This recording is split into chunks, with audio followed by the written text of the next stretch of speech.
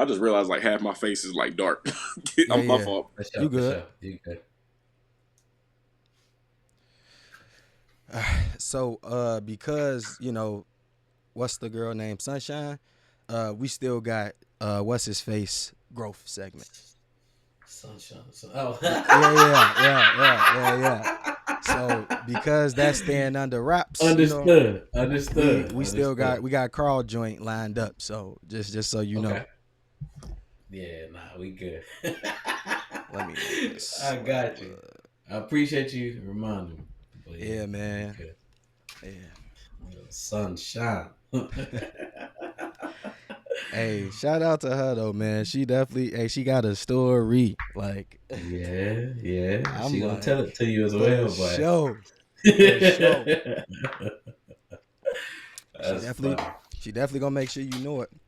But, bro, I was talking to my girl about it. I'm like, I just can't understand. I'm like, and I joke like, is that a female thing or like what's going on with that? Because I'm like, Yeah. man, we couldn't get a word in. I was like, we asked her 2 questions, babe. And it felt like a really long episode too, but with two questions. Bro, it Mm-mm. wasn't even like you seen me. I'm to the growth segment. We here, like, um, yeah, low key. We could technically be like tapping in. Well, it's recording already. I started to get in the habit of just recording. You know what I'm For saying? We might sure. get some dope, but I'm gonna go ahead to the little check in joint. But damn, I hate that my joint. Yeah, my joint. I've been trying to center for a minute. I ain't gonna Yeah, count. Okay, yeah, okay. my joint literally wops at it. Like I literally see my joint. I definitely see that. Yeah, that's crazy work. Let me see something. But no, That's that's crazy. crazy. Just angles, angles, angles, angles. For sure. I'm actually salty that this looks like that. Like, why is it? Sorry about that, fellas. Nah, you all good. You You good? all You good. good? That's funny. Hold on. Let me see if I can tinker with this real quick.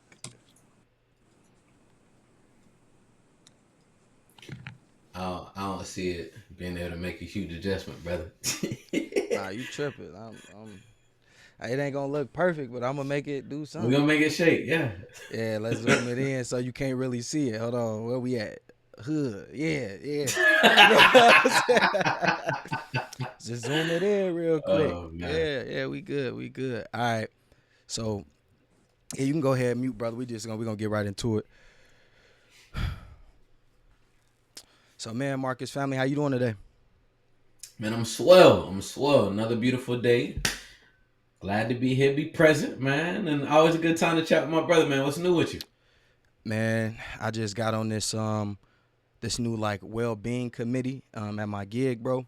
And Okay. it's an exciting time because it's an opportunity to really make some change. Because at first I was thinking like, oh man, they just want me to do some restorative justice work. That's why they want my insight. But today, bro, we actually was looking at this employee satisfaction survey, and what was dope was we were planning stuff based off of data.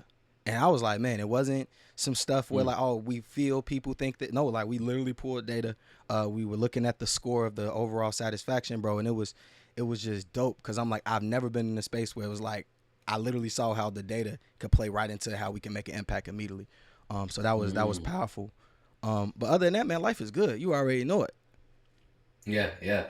Nah, I love to hear it. I'm knowing that's beautiful. That actually ties into a strategy meeting we had today, which was very, very high level, man. And it was just dope to see the collective team to the point where I was able to even just sit back and bite my tongue. I ain't really need.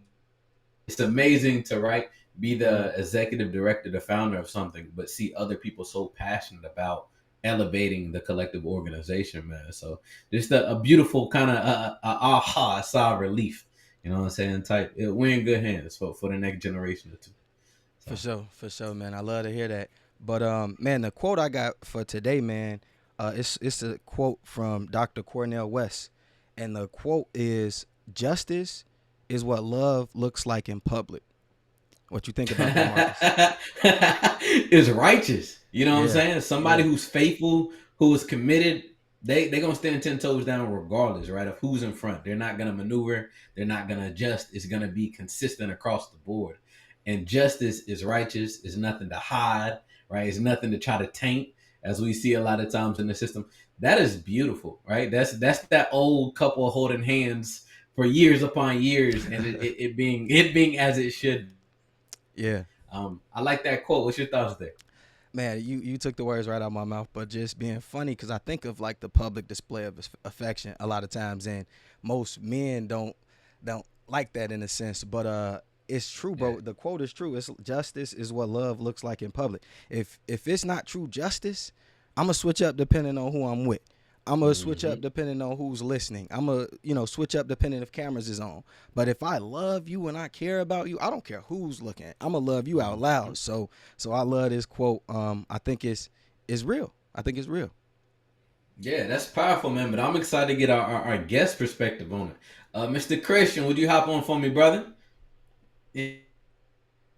What's going on, fellas? Appreciate you having me on. For sure, man. Would you mind, James? Would you mind giving them the quote one more time? We would love your perspective on Man, I'm pretty sure Christian is very familiar with the quote. it. Yeah. Right, like I was over here cracking up. I was like, "Ain't no way, man! That's wild." Yeah. But man, speak on it, brother. What's your perspective on the quote? Man, it's a quote that is very deep for me. Because although it's not a scripture, I look at life, the way that I live my life is through biblical principles. And so all throughout scripture, you see that love isn't just, it's an action word, right? So it's not just something that you feel or a strong affection for somebody, but it's what you do. And oftentimes it's making sure you do the right thing by that person. And that resonates with me, right, on a spiritual level, and then even on a socioeconomic, political level, and then even just in a family sense, having seen a lot in my life and some wonderful things and some not so wonderful things. I've seen how the power of justice and restitution and reconciliation and what that does for relationships and then even what it can do on national levels. Nah, that's dope. That's dope, man. Well, Christian, I know you. I know James and I have chopped it up a little bit about you, man. Would you mind giving us a little bit of insight who Christian Mosley is? Yeah, man, I'm not gonna lie. I hate this question, but it's crazy. So I've been working on this. Yeah. But so yeah, man, I'm Christian Mosley. I am a Fayetteville native. I wasn't born here, but I was raised here. Been here since 2004. And man, I'm a husband to a beautiful, brilliant woman. I'm a soon to be father of two. So I got my 2.5-year-old son. He'll be 3 here in a little bit, and then we welcoming a baby girl here in September as well. So we definitely we got a lot going on, man. So between that and just taking care of everything, I'm a territory manager for a large retailer.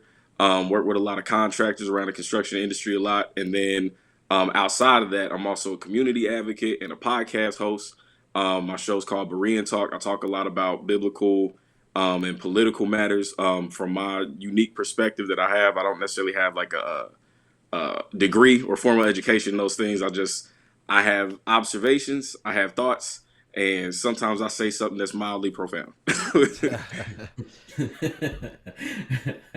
I think, man. Hey, baby girl, about to change your life. I'm excited for you, man. Facts. She's gonna open up your eyes to a whole lot, man. But one thing I know and I've taken note of, man, is you have an old soul about you.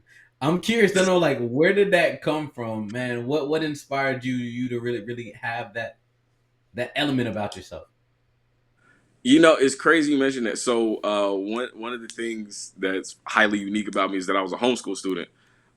So the first time I ever went to a school, I call myself an OG homeschooler, which is the first time I ever went to a school was my freshman year in college. So I ain't never seen it inside of a daycare or nothing like that until I got to college, and I was 16. So that was like right when I graduated high school, dual enrolled. And wait, hold on. You went to college at 16? Yeah. Okay, I had to slow that down, make sure everybody heard that right. The dual enrollment was the gym. Like if that piece was the gym. Yeah, man. It was yeah, it was just something. It was just I was at that stage in life. One of the beautiful things about being homeschooled is like everybody has different styles of doing it, but the way that my mom did it was according to the pace me and my brother were just getting work done and able to excel. So by the time I was going to college, I was ready for the academic work, but the social life was a culture shock. So getting Yeah. used to that, but I'm still living at home.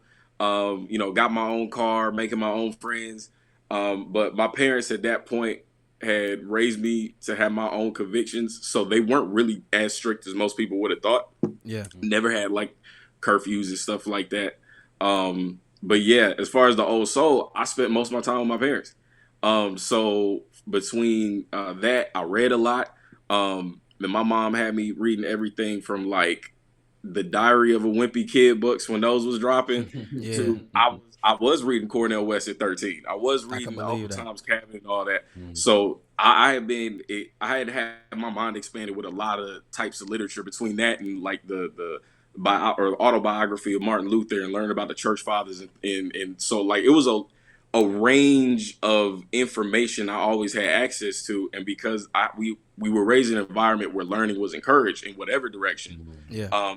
I just free grazing all the time, and with that, and spend time with my parents. My pops is from Oakland, California, and my mama is from DC. Okay. So that made for a hell of a personality between me and my brother, being raised in the South. So yeah, it was a lot going on. So that's mostly what it is. Most of my friends I've always made friends with. Everybody's always been much older than me. Those are people I click with. Even the people I work with, most of them, I got coworkers that's like my parents' age, and we Yeah. like those people I'm just cool with for whatever reason. It's just been Yeah. like that my Yeah. whole life, and Yeah. my wife is exactly the same way. Yeah, man. I think it's funny. I know a couple triplets that were homeschooled, and I talk about them to Marcus all the time. I'm like, they're just extremely brilliant, and I think it's exactly what you said.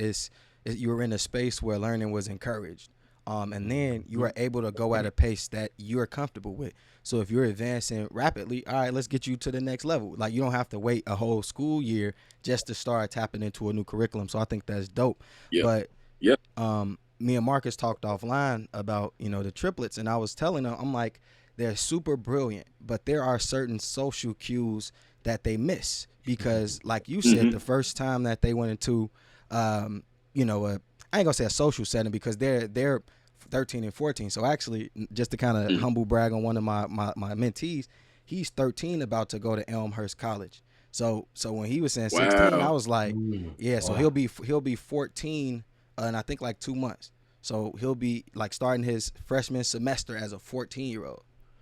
But I'm telling Woo. them, yeah, it's like smart guy. You know what I'm, it's literally smart guy Right, in real right, life. But right. but it's one thing that because he grew up in the household, he's a bit, how can I say this? Like he's super confident, like because he knows a lot of information. So sometimes like he'll be talking to someone, even adults, and it comes off a little weird, right? Like he may say something Hmm. that even is borderline disrespectful, and I'm setting this up this way because I'm interested in knowing. You said when you got to college, it was a culture shock. Like, what were some of the things that you had to learn being a homeschool kid, now being in an environment where majority of the kids around you, they've been to social, been to home, private or public schools. They've been around their friends all the time. They've hung out. They've done these things. Like talk about that. So it's interesting. So it's not really even the culture shock that you would think. So like Mm-hmm. I actually grew up being very social. I grew up with around like a smaller homeschool community, Got you. which is mostly very very white, very right wing conservative. Mm-hmm. So a lot of it is crazy because like a lot of my education was like almost like that spook who sat by the door experience. Like Yeah. there's a lot about that Mm. side that I understand. And some of them I'm good friends with. Some of them not so much. But I think to to what to to what you're asking, or to your point. Hold on, I start rambling for a second. Can you repeat the question one more time? So basically, I was equating my young man that I know, like he can have this like bravado about him because again he knows a lot Right. of information, like just like you said, like knowledge was encouraged, right? So he's in the books, and we'll be going over something, and I'll say, "Oh no, the answer to that is 49 or something." He'll be like, "No, it's this, and you should know that by now," or Yeah, some stuff, yeah. some stuff like that. And I'm just like, dang, like, I'm cool with it. You know what I'm saying? I'm gonna teach him, but I'm Hmm. like, if he was in a different environment, somebody might put their hands on him because of how he approaches that. So I was just, Yeah. yeah, yeah, Okay. Yeah. So yeah, I think with that, and even being at college, what was weird was because the way that my especially my mom specifically, because of her mm, background and how she was, we were around a lot of, I wouldn't say like abnormal things in terms of bad, but just abnormal things in terms of like you don't really have kids around that stuff a lot.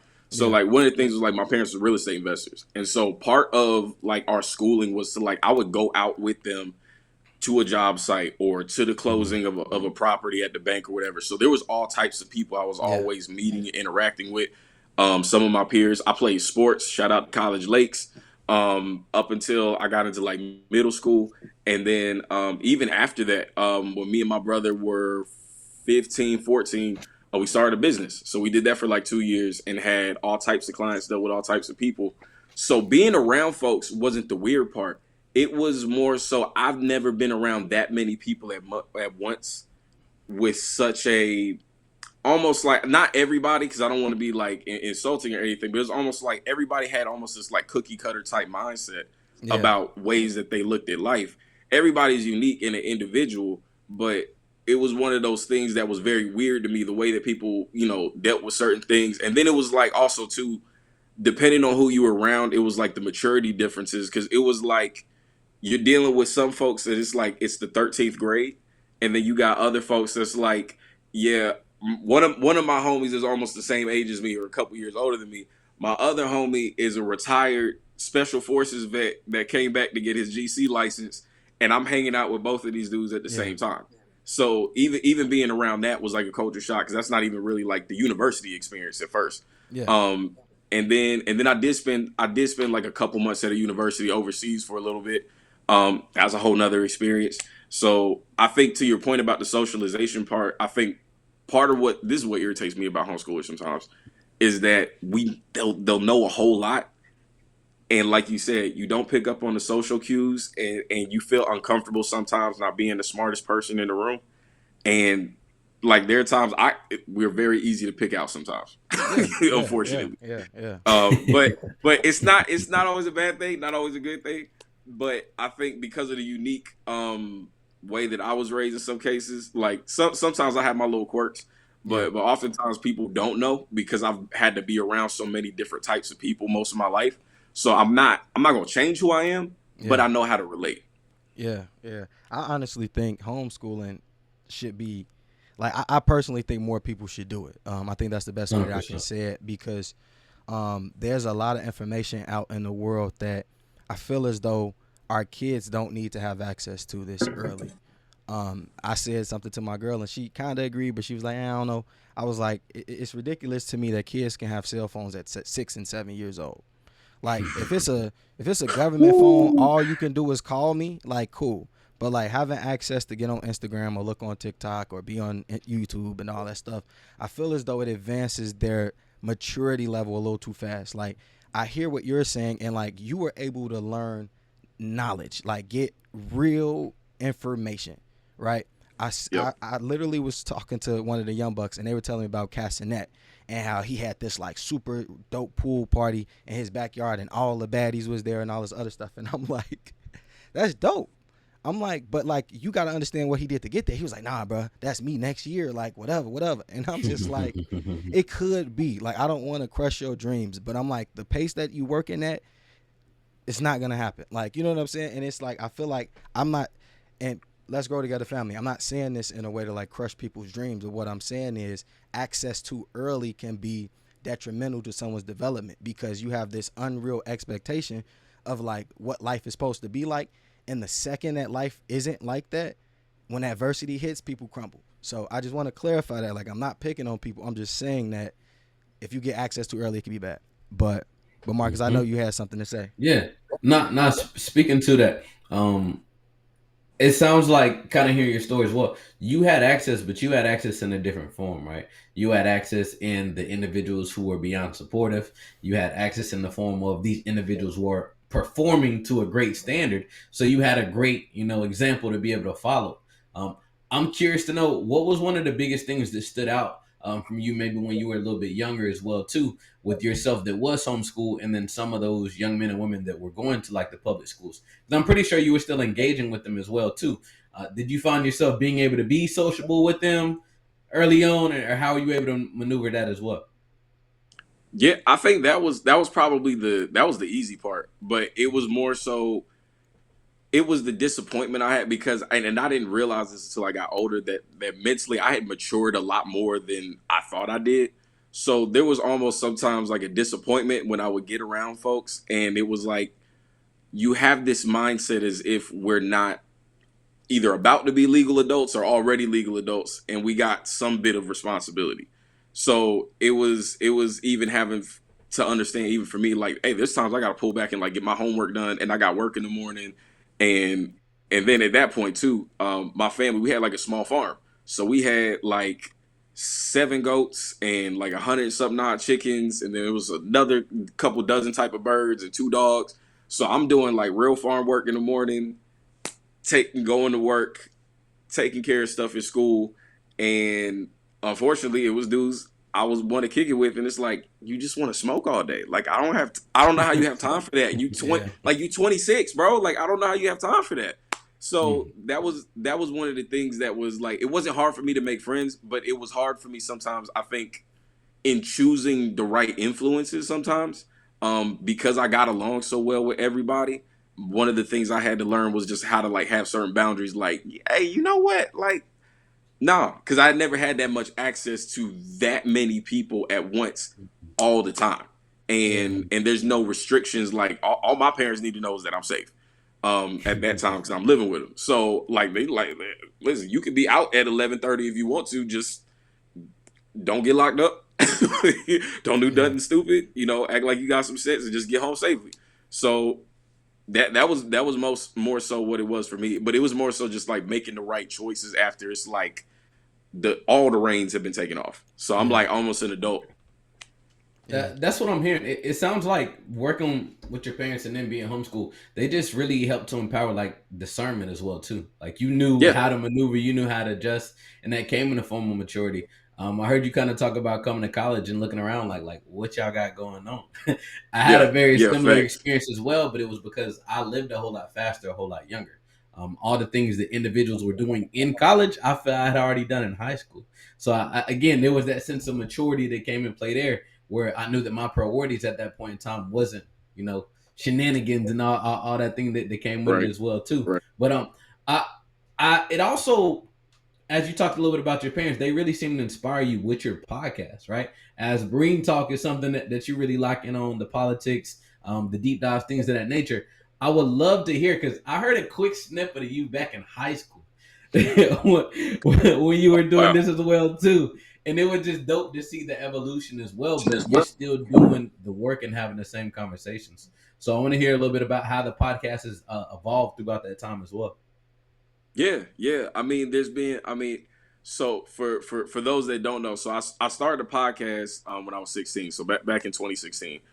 And initially, it was at that time. I'm a young, Christ following believer. There were ways that I was looking at the word and the world, and oftentimes at my age, I was told like, "Oh, that was some good stuff or whatever." And I had a gift for speaking and communicating. And actually, what's crazy is most people don't know the podcast started as a book. So I started to write the first chapter. I probably got like halfway and then realized there's no way I'm gonna be able to finish this and it's gonna be good at 16. Scrap it. I like talking. So I told my brother, hey, I'm gonna start a podcast. And I want to be in a way almost what I wish I had. Cause I was the oldest brother between in my household. So it was me and my younger brother. And I never had like older brothers that I like looked up to or could like hold my hand and help me through life. I had my pops, but it's a little bit different when you have somebody Yeah. that's more like a peer type, mentor. And so I was like, well, maybe I should just become the thing that I always wanted to see. So I started that way, and most of my stuff was just, as you could tell, the topics is like, yeah, stuff a 16-year-old might talk about. Yeah, so, yeah. but still, sharing the knowledge that I had. And at the time, I had folks like in the church that we were at, super encouraging, wanted me to do more.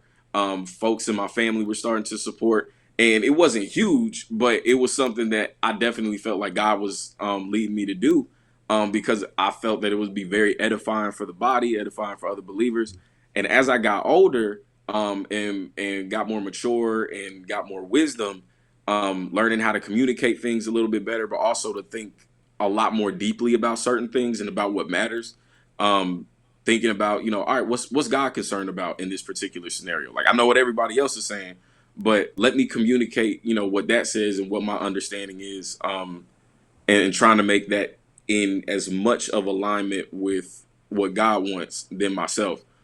And that's changed over the years. There's videos I look at now, that I did when I was like 16, 17, and I'm like, I would cut out about half that video, big dog. Like, I was cool, Yeah, but I don't know if I say that now. yeah. But I like it. I actually am, I made another channel, so I'm gonna be moving all the footage, but I keep it because it shows, like you said, it shows the evolution. So like even the stuff that I'm dropping now, it's like, nah, this dude like really had a growing process. And I want everybody, and now even having kids, like I want y'all to be able to look at that and see like, nah, you can grow. Like, don't think that this was an overnight process. Like, you talking about now having done the show for like almost 10 years. And like, and not consistently all the time, but checking in, and when I had things going on in life, I step back. But yeah, that's one of the things that contributed to it, is just going through life, gaining more humility and realizing like, bro, you don't know everything. Pick up a book, man. Yeah, I think that's one of the most humbling things, man. But like, Mm-hmm. to, you know, it's funny. I see a similarity because I was like, I started writing a book myself, and I'm like, dang, like it'd be much easier if I just could talk about it. And so like my first podcast was literally part of like, it's funny, but like it ain't exactly the same, but I see the similarities. But I'm interested in knowing, like, I hear you saying you wanted a mentor that was a little bit older than you. We like to say close enough to relate but far enough ahead to inspire. But I'm interested in knowing like why this particular topic. Like, why choose to reference certain pieces of the Bible, and then also to talk about politics, because those are typically two things that people try to stay away from, Polar especially opposite. especially Right, combine. You know what I'm right. saying, with them together. So I'm interested in knowing like what made you choose that. So it's crazy. I just had somebody asking me that recently. I think it was one of my cousins, and it's interesting because initially I wasn't as vocal, especially about politics. I didn't really start getting vocal about this type of stuff until between like 18 and 20.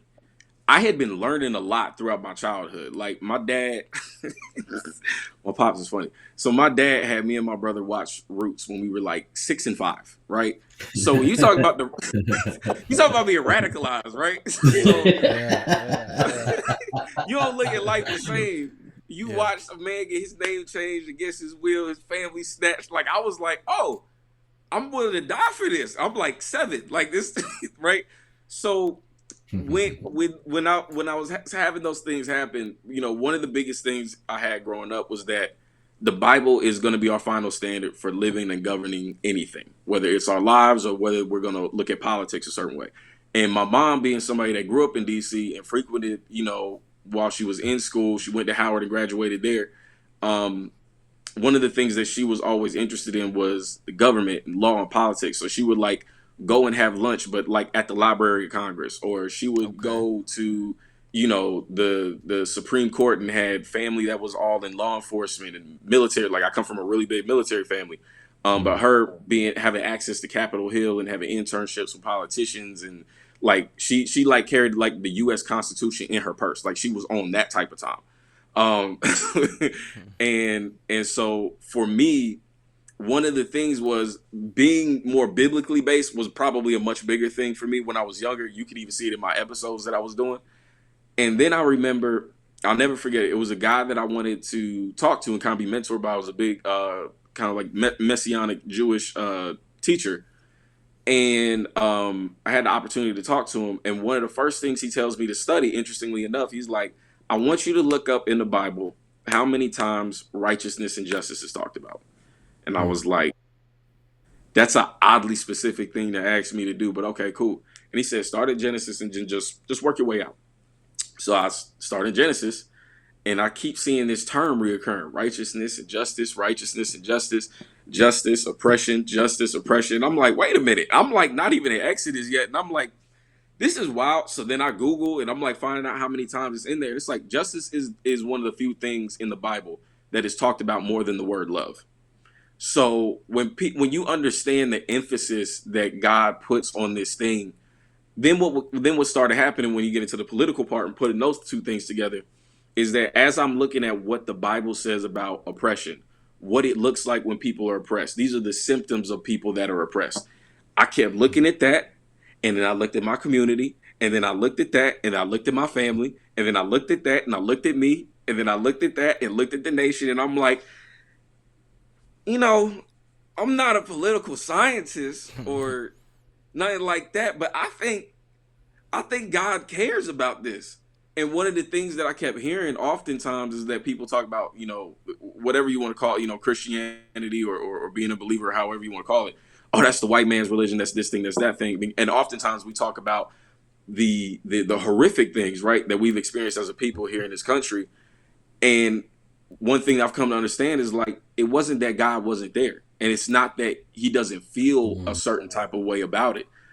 He's raised up people to fight against it for years. Oftentimes the government knocks him off. Oftentimes, there's a lot of different things that happen, but he's always in a way like raised prophets to speak out for the oppressed, the poor, and those that need that protection. So as I matured, I was like, those two things actually go together perfectly. And what I kept seeing was there was too many people in the Bible space that weren't having the right view on politics, because they were kind of weaponizing it for their own agendas. And then there was way too much darkness in the political space where it was either like there are a bunch of other types of spirituality that may not even be necessarily beneficial to us as a people. We kind of just latched on to a lot of different things, or it was like completely detached and just completely something else that wasn't beneficial at all, but completely detached from us as being spiritual beings. And I was like, well, what's happening here? And 2020 popped off, protests, and everybody was outside. I'm outside, and one of the things people kept asking me was like, well, so why are you here? And I'm like, well, the Bible says I should be concerned about this, this, and this.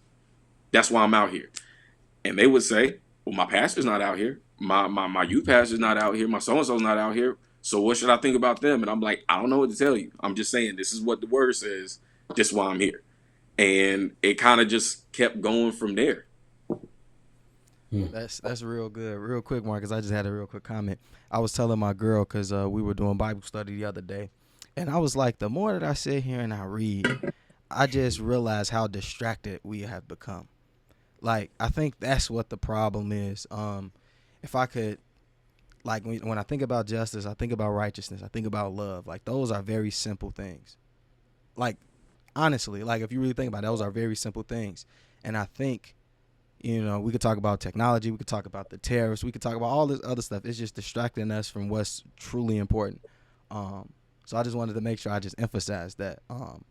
Yeah, but you got it, Marcus. No, that was spot on. I like how you addressed it, because I think a lot of people kind of tiptoe those topics, and you didn't do that, but you were still able to connect both. Because to your point, I think both of them oftentimes are pointing fingers at each other, and that's when we aren't able to make progress. Kind of to James' point, where it's really kind of just being stuck and stagnant. So really like that, man. But I think that also goes hand in hand. I hear you advocate a lot for ADOS, man. And I know a lot of people like myself are probably like, what is that?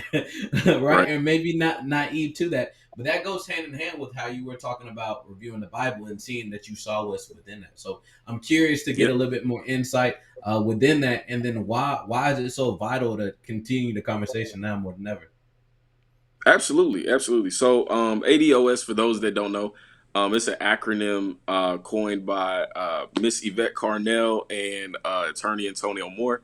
So they're the co-founders of a movement. You probably, for those that might have heard about it, the ADOS movement. But it's an acronym for American Descendants of Slavery. because one of the things that they were able to do was to really define what it meant to be a Black American in America, and that a lot of the ails that we face, a lot of the things that we, the generational curses that a lot of us, especially as younger men, this generation, a lot of us are being very intentional about doing that. And one of the things that we have to constantly deal with are the consequences of what it meant to be slaves in America. Because you're talking about, 250 years of chattel slavery, and then you have, decades after of neo-slavery, and then apartheid, and then terrorism, and then housing discrimination, and all these other things. And so what the reason we advocate for that is because oftentimes we feel like just because you're brown, you had the exact same experience in this nation, and that's not often the case. So, and that's not to say that, folks in the diaspora don't also deal with things as well, but in the context of the United States, we're the only group of people that did not, number one, we never voluntarily came here, so we're not even immigrants. We were cargo. And then the second thing is that we're the only group of people that were brought here and our lives didn't get better. So everybody else within a couple of generations, we've seen, like the Italian immigrants, they come here, a couple generations, they were able to get a United States president. We have, folks that come from the islands in Nigeria, and places like, Sierra Leone and all these other African countries, and they'll come here. And because oftentimes, because of course, originally we came from that continent, a lot of us, we look the same, but the things that we carry in our DNA, the traumas, the debts that we carry from generation to generation, a lot of them don't have a point of reference for that, especially for a lot of folks that came post the civil rights movement. You're talking about many folks are coming in to eat off of a plate that my grandparents, our grandparents and great grandparents, they got their skulls cracked open just to get to the table. And oftentimes when you think about that, there's folks that come here that don't have that context historically, and we get stepped on. A lot of times we get disrespected in a lot of ways, and belittled and dehumanized. And so one of the things that, as far as the advocacy part is because we advocate for reparations, right? Reparations for slavery, reparations for Jim Crow, and not just because it's a good thing to do, because some bad things happen to us. It's a debt, right? It's a debt that's owed to us. It's not a nicety. It's not something we're asking for because, like I said, something inconvenient happened. It's because we built the richest nation in the world and we have nothing. And the little bit that we were able to build, when you talk about the Reconstruction era and Tulsa, Oklahoma, and Wilmington, and a lot of these other places, Southern Pines, even at one point, a lot of these places were burned to the ground, snatched from us. There's a community right now in Georgia, Sparta, Georgia. They're fighting to protect their 600 acres of land being taken by a railroad company through eminent domain. Like, so this is an active thing that we're constantly going through. And we have economists and experts that have estimated by 2053, the median, the median Black household in the United States, their wealth will be zero. That'll be the median. And this is because of a rapid decline in the wealth that is being taken from us. The little bit that we do have is hard to maintain. So things like real estate, in the last 2 years, we've lost $380 billion with a B in real estate. We didn't hear anything about it. We're seeing a lot about Diddy. We're seeing a lot about these other things that, like like my brother said, that we're very distracted right now. And things like that, we don't understand, and not just understand, but we're not paying attention to. But oftentimes we look around in our families, in our communities, and we're seeing the consequences of it. And oftentimes it's because the inheritance that we were supposed to have gotten, we didn't get it because part of it, our people weren't even considered human beings. Then the next part, we weren't even full citizens. Then the next part, there was other discrimination that had to get dealt with. Then the next part, now there's crack in our neighborhoods. So now we got to deal with that. And then the next part is mass incarceration. So there's a lot that kept happening that has never been rectified. And I believe this is something I believe wholeheartedly. The fact that we're still here is a testament to how strong we are as a people. There's really no other people. I don't even really know if on the face of the planet, let alone in this nation, that has been through all the things that we've been through intentionally to exterminate us and everything else. And we are still here, and the world takes their marching orders from us when they want to look at how to fight injustice. You said a lot, man. You said a lot. Nah, in a good way, but it's like I can see why, because it was a term in here. I don't know if you actually said it, but it's economic genocide, right? I don't know if you Yes. used it Yeah. today, but I would love for you to kind of give our listeners a real life example of what this concept is, Yeah. just so that they can kind of make it more tangible. Yeah, yeah, absolutely. I think so. So one, I love that you were talking about that you were doing, talking about data, and that's one of the things that we specialize in with the ADOS Advocacy Foundation is the actual grassroots organization that's doing a lot of the work for this. So between we have folks that are on the policy team that are actually writing policy. We actually have a comprehensive, it's like a 40-page Black agenda dealing with everything from housing to agriculture, mass incarceration, even cannabis at one point too, because of the way that the laws have changed around the country. And so to help folks understand that, and this is what I feel like is the burden for me, because being young, a lot of us we hear these numbers because $1 billion, if we're being honest, that doesn't sound real. That's not a real number. Any Mm-hmm. one of us have like seen in real life. We hear about it. We hear Yeah. such and such billion, so and so's a billionaire. Some of us don't really understand what millions even looks like, just because of especially the communities that we come from. That's not a regular thing that you encounter because of I have the unique opportunity to grow up very close to some well off white folks, and it doesn't always look, the wealth that they have access to doesn't look the same, right? So a perfect example one I always give folks is that my family didn't necessarily weren't in a position to give me an inheritance, starting out life. Just is what it is. um when one of my white friends is able to graduate high school, just high school, and just graduate. We're not talking about crazy honors. We're not talking about they're doing that and got some crazy scholarships at some universities. Just graduate, right? Grandparents, not their parents, grandparents, $30,000 car, right? I'm gonna go to Mm. sleep at night, right? When he's ready to get married, he finds out that when he was born, his grandparents bought a $10,000 diamond ring that was going to appreciate in value so that he could propose to his wife with it. They did this when he was born. Our families can't even afford to think like that. It's not that Yeah. we don't want to, right? We have so many seminars and books and different things about how to build a truck. I mean, we see it on our Instagram feeds all the time, how to invest in the stock market, how to do this, how to do that. But when you look at the Federal Reserve data, and this is the part that people don't understand, and also to make it real for us, is that white America right now has, and is climbing, but as of right now, they have about $134 trillion with a T. $134 trillion with a T in wealth for all 20 plus million white families. All of the black families, and this is when we get into like disaggregation. All of the black families in the United States, we have a total of 5.75 trillion. This time last year, it was about 6.2. So it's rapidly declining. And what that looks like is that a lot of us are growing up in a society where you're working 40 hours. Then after you get off that 40 hours, now you got to go Uber. It looks like when certain things need to be taken care of, when your tires go out on your car, you have to get caught up in a predatory loan to get some quick cash so you can go pay that off because you got to still get to work, right? It Mm-hmm. looks like you're on the verge of getting kicked out and you can't call your grandma, your auntie, your uncle, hey, I need to borrow about 2 grand. That's often what it looks like. Now we don't understand that oftentimes because we don't know how white folks are living. And I don't say that necessarily to demonize them, but we don't know what it's like to really live like Americans.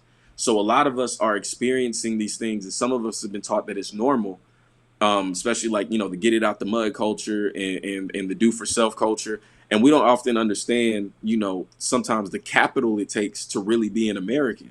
Yeah. um and we have oftentimes this decadent veil of celebrity where we'll see, like, there's a reason you're going to see LeBron James every day. There's a reason you're going to see Stephen A. Smith and a lot of these guys every other day. They represent the top 5% of black families in the United States. The bottom 50% of black families are worth less than $1, and that's assets to liabilities, right? When a lot of us don't understand that, we look at ourselves or look at our families when we're in situations where we're poor, and we think something's wrong with us, and we don't know that this was done to us, and that it's getting worse, and it's on purpose, and there's no amount of LLCs you're going to be able to open to fix this. Labor is out the window. We're in the age of AI. We're in the age of investments. We're in the age of, one of the greatest wealth transfers in the history of the United States. We're going to have like $68 trillion go from boomers down to Gen X and millennials, and even some Gen Z.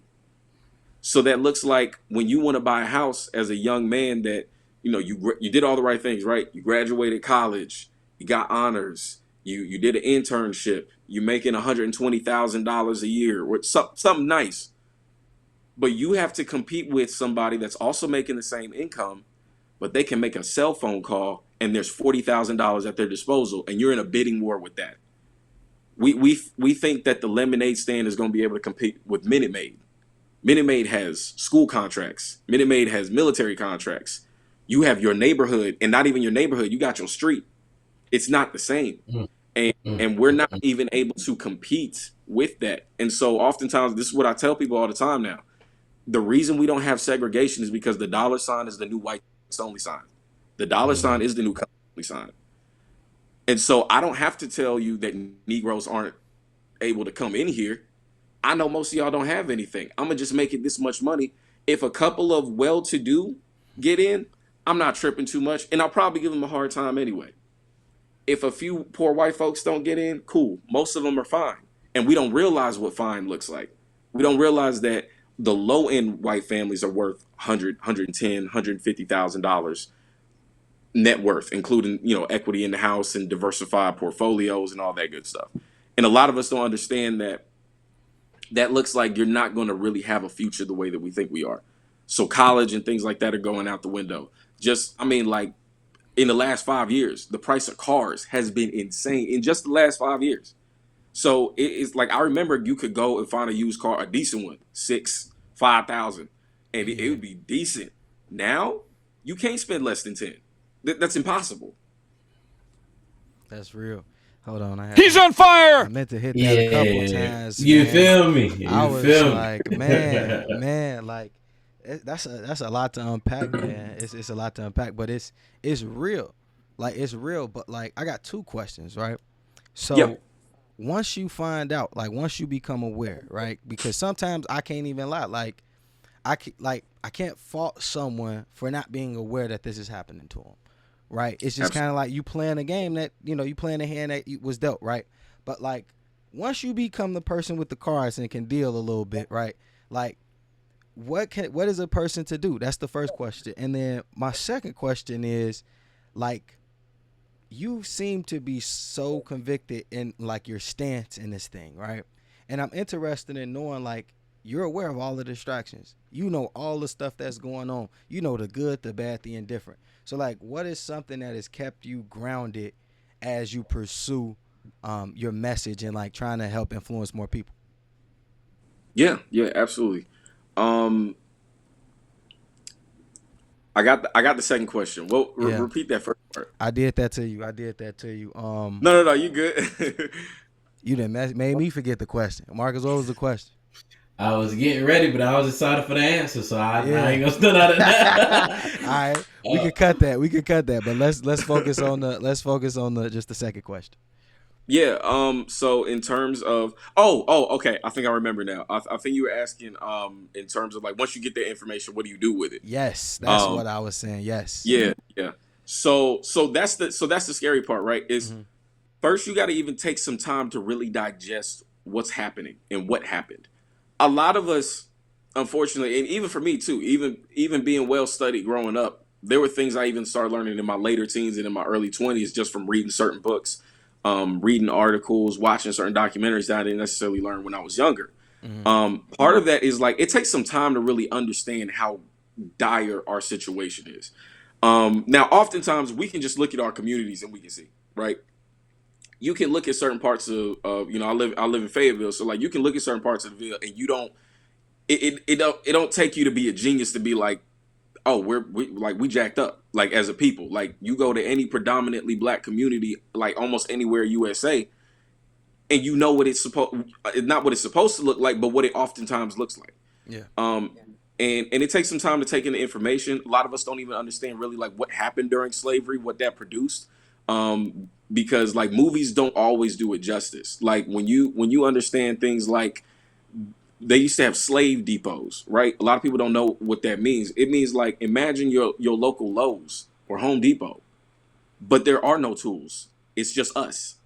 It's us on shelves. It's us on the blocks. It's us in sales and things like that. When you understand that our bodies were an economic engine, like by the height of 1860, we were the top commodity, including the railroads, agriculture, and any other industries combined, right? So when you understand that, then you start to look at yourself differently because like it's cool to learn about Africa and all that. A lot of us don't have the context of who we are in the United States and what we built, what we can be proud of, even though we have been oppressed, but we survived it, right? And not only just survived it, but we overcame a lot, we conquered a lot. And so once you get that information, then it's time to get locked in as far as getting locked in with organizations that are fighting for transformative change in your community. One of those things that I advocate for is, check out the ADOS Advocacy Foundation. There's a lot of beginner steps that you can take to start getting educated and how to get organized. But then, that leads into oftentimes it's like a lot of doom and gloom. So when it goes into what you asked about, like, how do you deal with that? Oftentimes it does weigh on my mental health a lot. One of the things that the Bible talks about, I want to say it's Ecclesiastes, is that, oppression will drive a wise man mad. So when you really begin to understand what it is we're faced with, there is a soberness that you just gonna have about it. There's a soberness you may not be able to shake, maybe even in this lifetime. It doesn't mean that we don't experience joy. It doesn't mean that we can't have a good time. It doesn't mean that we can't provide our families with as best of a life as we can. Because even me, at my age, I was fortunate enough to, do something like become a homeowner. A lot of my peers weren't able to do that. A lot of folks older than me weren't able to do that. So there's ways that we can enjoy this life and ensure that our families are taken care of. But at the same time, one of the things that constantly helps me is looking at my wife, looking at my kids, and seeing, thinking about some of the ailments I've had to deal with, some real weaponized white supremacy against me and my family, and understanding what were the consequences of not having an inheritance. What were the consequences of the political structure in my community? What were the consequences of not being tailored for me in order to be able to not necessarily just thrive and be on the top and be rich, but what happened when I didn't have enough to even survive? What happened when it literally took divine intervention because my government wasn't going to do it, my family was too poor to do it, and my friends couldn't do it, right? And having that reminder, it's like, listen, you gotta, and it's something I say on my show all the time, but I mean it in a spiritual sense, and I mean it even in a political sense. You got to fight for your freedom or die talking about it. And what that looks like is like, especially as men too, right? As men, husband, as a husband and a father for me, and I know the same thing for you, Marcus. That's one of the constant reminders we have to have, and one of the stances that even you take as a husband, right? We're supposed to emulate what Christ is like with the bride, and that's what he was willing to do, was even to get somebody else's freedom. In a spiritual sense, he was willing to die behind that. And that's something that we have to be willing to. All of the folks that really made revolutionary change for us as a people, they all died, whether of natural causes, and oftentimes it was very violent. And that's one of the things that too also inspires me, is that there were people that died fighting for the very thing I'm talking about right now. When Martin Luther King Jr. was killed, he wasn't just on a poor people's campaign. He was on a reparations campaign for, at the time, it was the Negro.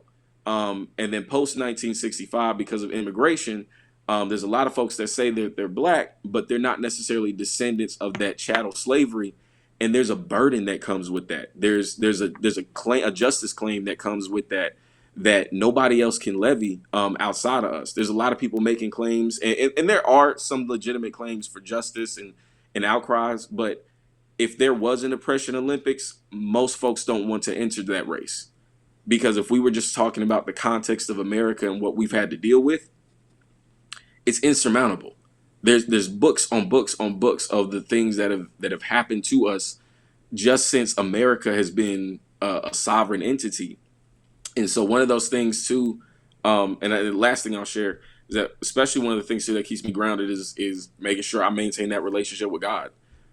Staying humble, staying at the foot of the throne, and having a lifestyle of worship, because I've had moments where I've drifted from Him and still want to do the political work, and it's like you can kill yourself like that, right? Yeah. You Yeah. dealing with things that heavy and not having an anchor.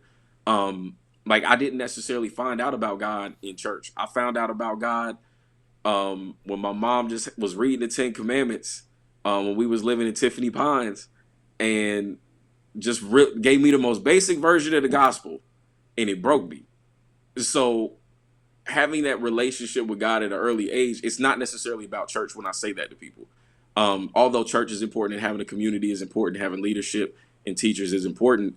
But when you're in this type of fight, and I know even for you guys, the work that you do, having a relationship with God is vital, because y'all are taking on stuff that's heavy. Y'all listen to stuff that's heavy. I know, Marcus, I've come to a couple of your events, and just the work, the incredible work that you're doing with a lot of kids that have been through hell on earth, and you are showing them light in that way. And like, yeah, so that's one of the things that keeps me grounded. For sure. I love that, man. One, I appreciate the flowers sincerely, but you talked a little bit about like the grit and grind that comes with being a martyr. Like, Yeah. that's, man, Lily, bro, one of my prayers is asking God to leverage me as a vessel. And I know what comes with that. I know that that is beyond heavy. Again, not to the extent what these other legends and OGs have endured by any means, but that is a Right. task with itself. But I love how you referred to the family keeping you grounded. And again, baby girl, boy, wait till baby girl Yes, comes. sir. Yes, I'm sir. excited for that. That's gonna Absolutely. be a whole nother element. But Yeah. I admire the black man across the board because, again, to your point, man, we have endured so much, we have seen so much, and even right now in today's current time, they're trying to hide and take things out of play because it's so there's a monstrosity, right? That's the only reason, Yeah. and there's no way to avoid it by any shape or form. But again, continue. We do continue to endure through it all. So again, I love that. That is beyond beautiful. But you talk a lot about the plight that comes from us, but I know you also just took a trip to Israel not too long ago, and you saw a whole nother form of plight as well. I would love to talk a little bit about that experience and how that has helped shape you, right? Having the American perspective, but Yeah. now being boots on ground, seeing it from their perspective as well. So what's crazy is, so that trip, it was a little while back, but I took that trip in 2017, right?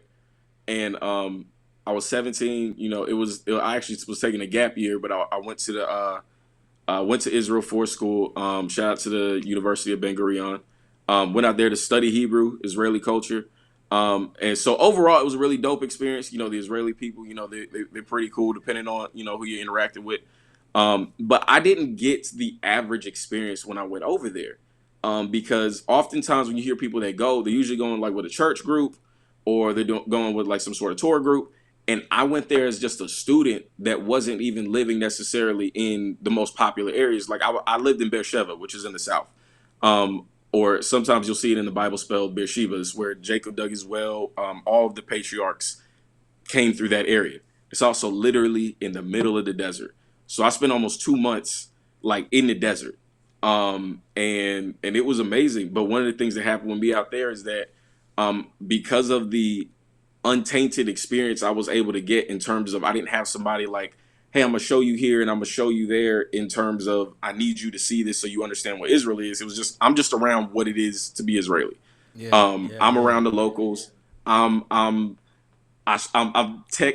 So in Israel, technically the drinking age is 16, but to buy it you got to be 18. Yeah. But I'm sneaking in the pubs. I'm going with my friends. They go in to smoke hookah and stuff. So like, this some different kind of freedom, right? So I'm going from community college, and I still got to go home at night. I am on the other side of the planet. I don't got to tell my parents nothing. Like, Yeah. I'm kicking it. But even then, I had my own convictions, and it even surprised myself that my faith was as strong as I thought it would be. So there's just certain things I didn't do. But while I was there, one of the specific things that I asked for was, God, I want your perspective on what's happening over here in this space. Um, and the things that he had to say and show me were not the things that everybody kept saying was happening. And as I began to go around the country and meet different people, and although there were some nice folks, what I found was, number one, the folks I could not get along with for the life of me were the more religious Jews. Those are the ones that I could not get along with. Um, and then the ones that were a little bit more conservative in their beliefs, or more secular, got a little along better with them. But the folks I really got along with were the Arabs. Okay. Now, prior to going over there, like I said, I'm around a lot of right-wing conservative types. So they were telling me, like, nah, you should be scared of them. Like, if they see you and they know that you worship the God of Israel, they're gonna blow you up. They're gonna stab you. They're gonna, like, it was like that. And I got over there, and they were the first people to offer me a meal. When I got over there, like, they was checking on me and making sure I got home to my dorm safe. They were the people that were, having conversations with me about, what it meant to be an American and their perspectives on America, but also, and this is the interesting part, having the unique perspective of an American descendant of slavery, because they don't even look at me the same.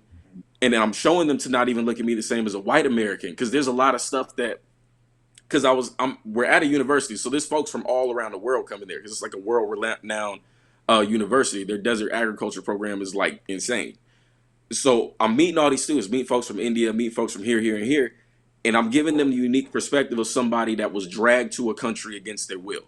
And nobody else has that story. Nobody else has that type of lineage. And interestingly enough, while I'm out there, and I'll never forget it, this was just such a stark reminder of what it meant to be us in this country. I was sitting in the little lounge one day. One of the girls came in, and at that point, I wasn't even paying attention to the news back home. One of the girls comes in, and we're having a conversation about racism. I'm just sitting there talking, but all the white folks, they doing their thing. And they're like, well, it's not that bad anymore. You know what I'm saying? It's all good. One of the girls comes in. She was like, hey, do y'all know what's going on at home? I was like, nah, I ain't checked my phone all day. She said, there's a Klan rally in Charlottesville. It's the big one that happened in 2017. And I'm like borderline in tears, but also I'm like, yeah, that's what happens. And people are like shocked, and they're like, wait, what happened? And I'm like, yeah, this is what we got to deal with. You see that? I couldn't have planned it more perfectly. So there was an understanding I even had with other people while I was over there. And also too, like, I want people to make sure, don't get it twisted, because I know there's a lot of conflict going on right now. The nation state of Israel, right, the government, is not the same thing as the Jewish people. I need people to understand that. There's a very dangerous conflation people are making, because folks like to put their own interpretations on the Bible. And because of that, that has caused a lot of harm. There are folks that are supposedly Bible believers that are like cheering on genocide. And I mean, like not to get too graphic, like I know folks that are ministers that are showing the corpses of Palestinian children on their Facebook and cheering it on and saying, I hope more of these dogs die. Like, this is what this mentality creates, right? And it's a sickness. It's a sickness. And this is what happens when you choose to believe in your own agenda instead of what God says about certain matters, what God says about certain things. And then understanding, why would somebody have a certain agenda, right? A lot of folk, just like quick little Bible tidbit. A lot of folks, we talk about the Jews a lot. The Jews are one tribe. God cared about, it was a 12 tribe family, right? With millions and millions of people that got scattered all around the world. Jews, or Judah, is one tribe. You had Asher, you got Issachar, you got Benjamin, you got all the different ones. Levi. Moses is not a Jew. He was a Levite, right? But so when you think about those things, right, why has all the attention been focused in on this particular group of people, as if there aren't other people that are equally as important? The way that America looks at it, right? We know that there's a chosen people.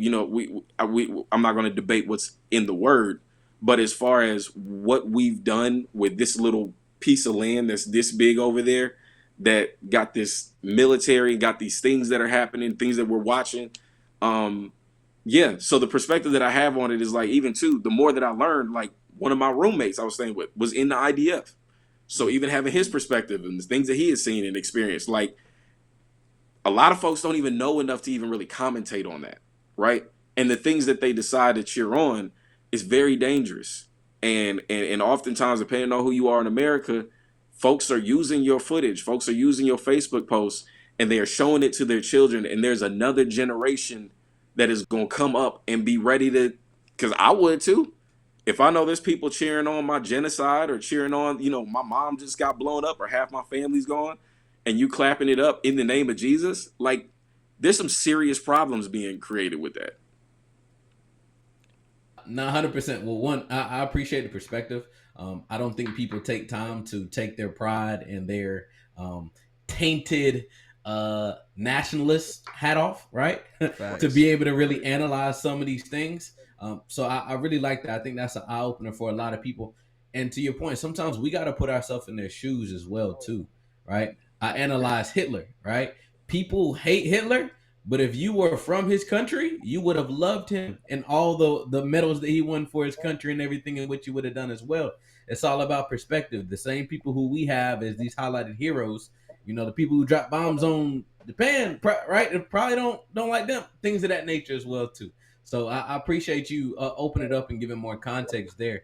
But I know we have had a very deep dive conversation that has talked about a lot of different pieces. You dropped a lot of bombs across the board, but I am excited to pivot to our growth segment here, James. So James, what did our last guest leave for us, man? As we go ahead and pick your brain, Christian. So if you don't know, ask. If you do not see it, become it, man. Our OG Carl, I know you know Carl, left this Come message on, for us. man. That's the OG, Yeah, man. Yes, yeah. sir. And I actually heard you speak about something similar to this a little bit earlier, but I Yep. want to get your perspective on this and give us a little bit of insight there. Yeah, I mean this is it's almost like a life creed that I live by. One of the things I got in trouble for a lot was asking too many questions. Just from the time I was a kid, even growing up, because I just have to understand, and I'm not gonna Mhm. act like I know if I don't. So many of classes I had people running late to other stuff because I'm sorry, I know that you did this 5 times, do it 6 and I might get it. so Yeah. so and then even the part about, if you don't see it, become it, like, and that's even something that, I've heard Mr. Carl talk about and his journey. And even for me, just like that's one of the things with the show, it was just like I was tired of, I'm hearing about certain things and I'm like, why don't they talk about this, or why don't they talk about that, or why don't they do it from this perspective? Why do I keep hearing it like this? And it just like felt like one of those things that God kept pushing me, like, yeah, the hole is Christian size. Like, why you think I did it like this? Like, this is like, there's a reason you feel like that. So I think even for just anybody, like, number one is like have, and I think it's great that it's put there like that, because it's like, do this in order. Have the humility to ask first, because oftentimes you're gonna claim that you don't see something you never even asked. Yep. You're willing to start stepping on people's toes, and I'm gonna be the first so and so. Like, nah, there's an OG that's been doing it for like over a decade. Like, you could have came up under him, but you didn't have the humility to ask, so you just think that you see everything. And then number two is, be cool with asking, but then get active and get in your community and see what you see. See what you see. Get out of your comfort zone and do kind of like what Moses did. Like, yeah, I grew up in the palace, but I know my people are over here. Let me go down to Goshen and see for myself. They could have told me, right? He's got access to Yeah. all the people, all the so-called media that they had at that time. Like, I could find out in other ways, but let me put my eyes on it. Let me, like you brothers do. Let me put my eyes on the situation and really touch these kids' lives. Like, you could do it over Zoom. You could do it, but no, y'all really, like, I love the story you had about ordering the pizza. Like you really get these kids pizza, and so they can break bread with you, and they're learning things and all these other things. So like that's really what that means to me. Mm-hmm. For sure. You talked about it, humility, initiative, right, and hustle. Ultimately, at the end of the day, um, I love it, and I'm glad you're actually connected with Carl. So I know that resonates a little bit more with you too. But what segment do you have for us, right? Or what element can you add to the growth segment that really stands out to you and has helped empower you to be the phenomenal young man you've grown to be as well? Um, hmm, it's crazy you say that. So it's probably it's like a two-parter. Um, Number one and this is something I'm actively working on. Stop being scared. Um, I think oftentimes, and we don't always really identify the dangers that fear has. You know, one of the things that the Bible talks about is that God hasn't given us a spirit of fear, but of power, love, and a sound mind. And one of the things I've struggled with, early on in my life, and even now in a lot of ways, dealing with anxiety from different things. And that's also one of the strengths that I'm learning to have, is like, stop being scared to be able to address certain things. Stop being scared to be wrong. Stop being scared that you're not prepared, or having what folks call imposter syndrome. Like, oftentimes, like, if God doesn't give you more than you can bear, then that means you was prepared for it, right? So Mhm. if you going if you can't do it brave, do it scared, but get it done though. And even learn in my own life certain times that when I'm in an anxious mindset, that has caused a lot of bad decisions. It's caused some disobedience. It's caused putting myself in situations where my wife looking at me a little sideways, like, "Hey man, I know thought you was the captain of the boat. Like, what we doing here, right?" So Mhm. so there's that. And honestly, like really seek God in what you do. And I hear people say this a lot, but when I say that, I mean, like, in whatever avenue of life, do that. We often equate like worship with like a really cool service before church and the music is going. Worship is a lifestyle. So when you're doing stuff in politics, when you're doing your job, when you're doing whatever it is that you do, make sure that you've submitted that first to the one true God, right? The creator of the universe, of heaven and earth. Because that is one of the things that has saved me so much. Because there's a lot of stuff I could get into. There's a lot of ways that, and folks I could have connected with, that maybe my profile would have boosted. Maybe I would have had access to more money and a lot of other things. But when you submit your plans to the Lord, sometimes him telling you no is the biggest blessing you might receive. Sometimes him telling you no isn't even no permanently. It's just, you not ready now. No for right Mhm. now. And having the humility, like, there's times like I would love to go back and be an entrepreneur, but there's things I'm learning in my 9 to 5 right now that would make me a much more effective entrepreneur. And I've had to be cool with, for a couple years, being told, like, you growing a lot, you doing great. Not yet though. Not yet. You getting there though. And being cool with, like, all right, learning to love correction, learning to love to learn. And that's been a big thing for me. And that's been the driving force behind the way I look at politics, the driving force behind the way that I look at family, even for myself, just learning how to, like, put that before God. Like, you think you know the answer for that, but you're only going off of what you've seen. There might be a better way. And when I've had moments of doing that, I mean, life. It's always life that comes out of that. Um, Life in relationships, life in a lot of different ways. And that word is living and active. So I can't deny its effectiveness, in my life and the lives I've seen in others, and folks that may not necessarily believe, but it's happening anyway. You gonna learn today. But man, man, we appreciate you, Christian, man, for coming through and really just giving some dope game. Because a lot of what you talked about, like, many people may have heard or heard in passing, but like, I love the way that you were able to articulate it in a way that it was easily digestible. Marcus knows I talk about this all the time. It's almost like mastery level, but you humble enough to say you don't know anything. So I appreciate that. But lastly, as we close out, where can our listeners find you if they want to tap in with the podcast? Where's the podcast? And then Yeah. also, where are you on social media and things like that?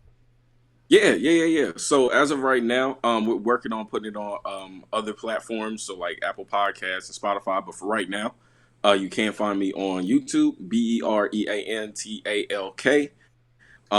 Right now, it might accidentally be two channels on there. The other one's getting shut down.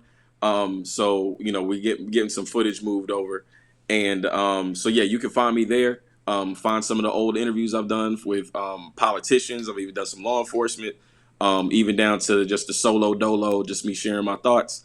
As far as social media is concerned, you can find me on Facebook, Bereantalk. And then you can also check out my Twitter or X, Instagram, and even TikTok. It's Chris Nick, ChrisNick 1711. And yeah, I share a lot of information, articles, just my thoughts on certain things. And I love interacting with folks, love connecting with folks, finding ways to collaborate with brothers like yourself. So, y'all be looking forward to it because the Berean Talk family, we're gonna have the fellas through, man. We're gonna have a For conversation. sure. And but yeah, that's where you can find me. And then even also too, I'll drop another plug even for the ADOS Advocacy Foundation, the folks that are doing wonderful work there. They have about 11 chapters set up for those that are in North Carolina. There is a North Carolina chapter that you can join. They're doing a lot of wonderful advocacy work from the community level all the way to the state, and even collaborating with the national team. And if you just want to find out more information about it, you can go to ADOS, or I'm sorry, more info at ados.org, and just learn more, a lot more in-depth information and things that I didn't even explain that well about what we're dealing with, ways that we can fight against it, and in order to make a better world for us and our children's children. For sure. Let's grow together, family. It's been another amazing episode, man. Shout out to y'all for tapping in. Until next time, peace out.